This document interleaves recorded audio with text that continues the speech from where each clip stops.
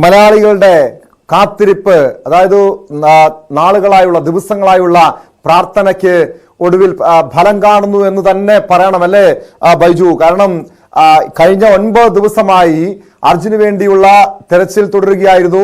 ഏറ്റവും ഒടുവിൽ അത്യാധുനിക യന്ത്ര ഉപകരണങ്ങൾ ഇന്ന് എത്തിക്കുന്നു.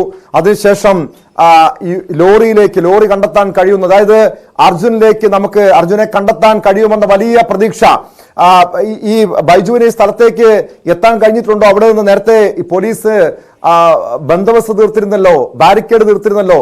അവിടെ നിന്നും നമുക്ക് ഈ സ്ഥലത്തേക്ക്, ഈ അപകടം നടന്ന സ്ഥലത്തേക്ക് പോകാൻ കഴിയുന്നുണ്ടോ ബൈജു?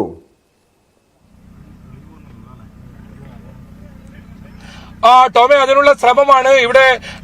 ഇപ്പോൾ ഒരു ഉന്നത ഉദ്യോഗസ്ഥൻ വന്ന് നമ്മളെ കടത്തിവിടാൻ ആവശ്യപ്പെടുന്നുണ്ടായിരുന്നു.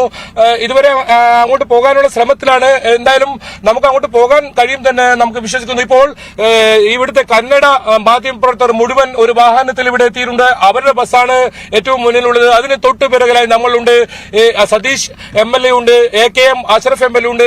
ഇവിടെ എല്ലാവരും എത്തിയിട്ടുണ്ട്. ഏതായാലും ഒരു അനുകൂല ഒരു വിവരം തന്നെയാണ് എന്ന് നമുക്ക് ഏതായാലും അതിനൊരു സ്ഥിരീകരണം വരേണ്ടതുണ്ട്. സ്ഥിരീകരണം ഉടൻ ഉണ്ടാകും. ആ AKMന്റെ വാക്കുകളിൽ കൃത്യമായ സ്ഥലവും AKM പറയുന്നുണ്ട്. അതുകൊണ്ട് തന്നെ ആ ലോറി കണ്ടെത്തി എന്ന ഒരു സ്ഥിരീകരണം നമുക്ക് സൈന്യത്തിന്റെ ഭാഗത്തു നിന്നാണ് വേണ്ടത്. കാരണം ഇപ്പോൾ സൈന്യത്തിന്റെ നിയന്ത്രണത്തിലാണ് കാര്യങ്ങളുള്ളത്. സൈന്യം വന്നതോടുകൂടി ഔദ്യോഗികമായ സ്ഥിരീകരണം അവരിൽ നിന്നും നമുക്ക് ലഭിക്കേണ്ടത്. അങ്ങനെയാണെങ്കിൽ 9 നാളത്തെ കാത്തിരിപ്പിനൊടുവിൽ ഇനി ലോറി കണ്ടെത്തുന്നു. അതിനകത്ത് അർജുനുണ്ടോ?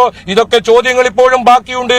അപ്പോഴും ഈ ലോറി നമുക്ക് ദൃശ്യങ്ങളിൽ ഉടനെ തന്നെ കാണിക്കാൻ കഴിയുമെന്ന വലിയ പ്രതീക്ഷ നമുക്കുണ്ട്. എന്തായാലും നമ്മളിപ്പോൾ അങ്ങോട്ടേക്ക് പോകാനുള്ള ഒരു തയ്യാറെടുപ്പിൽ തന്നെയാണ്.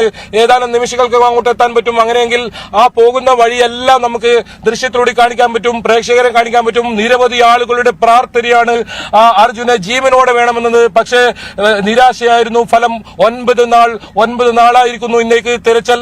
ആ തിരച്ചിലോട് വലിയ അത്യാധുനിക സംവിധാനങ്ങളും എല്ലാ സേനകളും ഒരു ദുരന്ത ഭൂമിയിൽ ഒരുമിച്ച് ഇത്തരത്തിലുള്ള തെരച്ചിൽ നടത്തി ഒടുവിൽ ആ ലോറി കണ്ടെത്തുന്നതിലേക്ക് സാഹചര്യങ്ങൾ എത്തിക്കുന്നു. ടോം, വളരെ പ്രധാനപ്പെട്ട വിവരം ന്യൂസ് 18 ആണ് ആദ്യം പുറത്തുവിടുന്നത്.